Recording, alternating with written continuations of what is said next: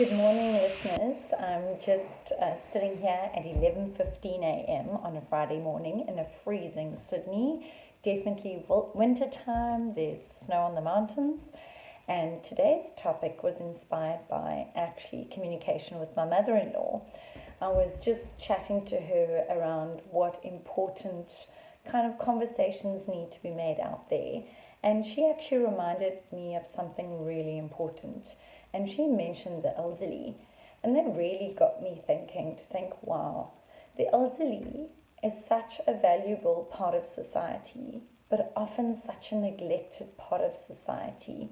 And yet they present with such pearls of wisdom, such knowledge, such richness in the experiences that they've had in life, the journeys, what they've learned.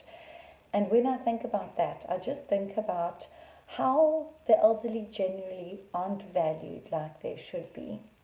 And then I started thinking about going through what it must be like to actually be older and getting older, and what does getting older mean.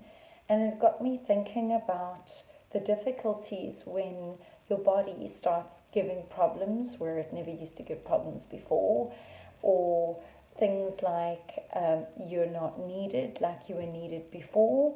You're not in the season anymore of bringing up children and taking them everywhere to extramurals and providing for them. You might be living on your own or living with a partner, which provides you with feelings, could provide you with feelings of loneliness if you're living on your own, or if you're living with a partner and your partner might be having even more difficulties or health problems than you, or slightly older, you might be feeling very frustrated and irritated by your partner as the two of you are growing older together, because perhaps you're not growing older in a way that works for you. Perhaps you're growing older in a way that you feel isn't working for you. So I think there's so much to discuss around this topic, and I'm going to start a series on the elderly, and I'm going to start the first series with the topic of loneliness, and actually looking at loneliness in a little bit more detail. Then I'm going to be looking at a sense of belonging and a sense of purpose in the elderly, and also looking at where the elderly still have value.